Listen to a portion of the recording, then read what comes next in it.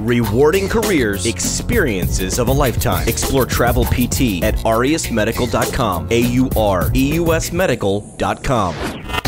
Rewarding careers, experiences of a lifetime. Explore Travel PT at aureusmedical.com. AUREUSmedical.com. NPTE StudyCast. Welcome to NPTE StudyCast here with Will Crane from PTFinalExam.com. Will, welcome back to the show. Thanks for having me on. Appreciate it. Doing some more Q&A examples. Students, as they approach the NPTE, love to put themselves and test themselves in really, really accurate examples of what the questions might look like on the exam. We do have a cheat sheet available for you now. Talk about that for a second. What's available at PTFinalExam.com/StudyCast. Right. So we get questions all the time about how to answer multiple choice questions. A good example is someone who maybe didn't have a whole lot of multiple choice questions in school, or they really dislike them. We tried to put together the key tips you need to know in order to answer multiple choice questions.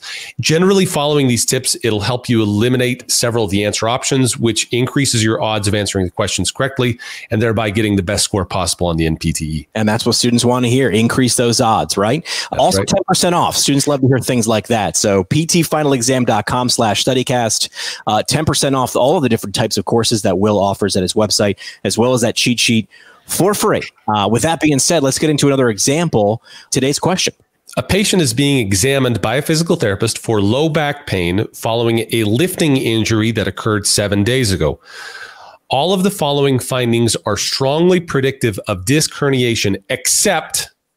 Then we go through the answer options. So this is written in a negative format. Yeah, you definitely nailed that except. And we've mentioned in a previous episode on the prompt, best, most, least, except, they are bolded and they are all capitalized. They're there for a reason. They're trying to scream at you. Make sure you're answering the right thing that we're asking. Let's go through the answer prompts here.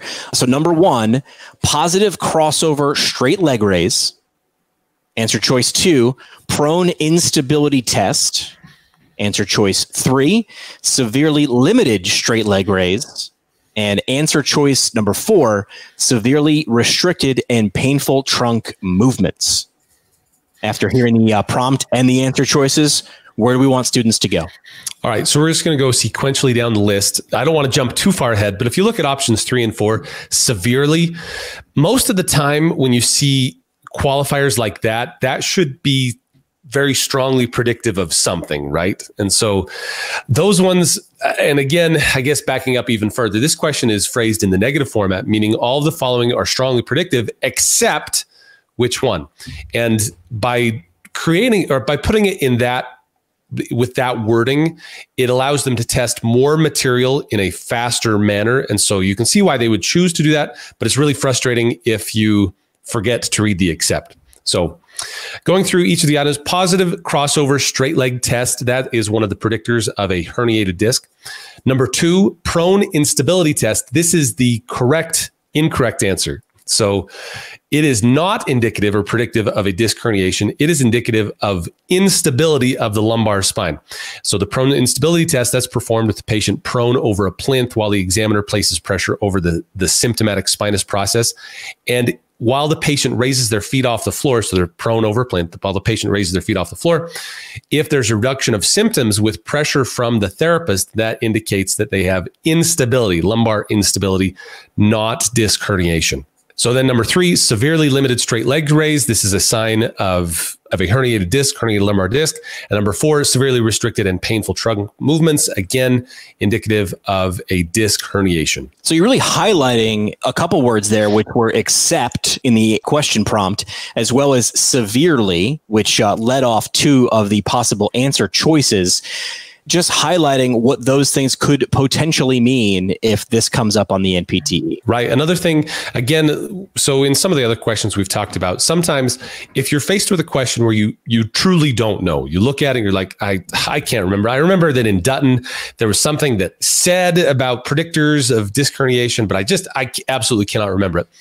Look through the names and you'll see that the answer that we're after here, the prone instability test, you're going to say to yourself now, disc herniation is not instability. Those are 2 separate things. So if we're doing the instability test, that is most likely to be associated with something else versus, I know the straight leg raise, that's doing neural tensioning. Also so we've got the crossover and the regular straight leg raise listed there. So if I can eliminate one, I can eliminate both of those. And then restricted or painful trunk movements, well, most of the time disc herniations result in a restriction of trunk movements due to pain. More information on process like this can be found at ptfinalexam.com/studycast. Again, that cheat sheet we mentioned and 10% off the classes that Will teaches there. Again, that website, ptfinalexam.com/studycast. Download free study guides now at aureusmedical.com/NPTE StudyCast. aureusmedical.com/NPTE StudyCast. Rewarding careers, experiences of a lifetime. Explore travel PT at aureusmedical.com. NPTE StudyCast. Brewed by the PT Pintcast.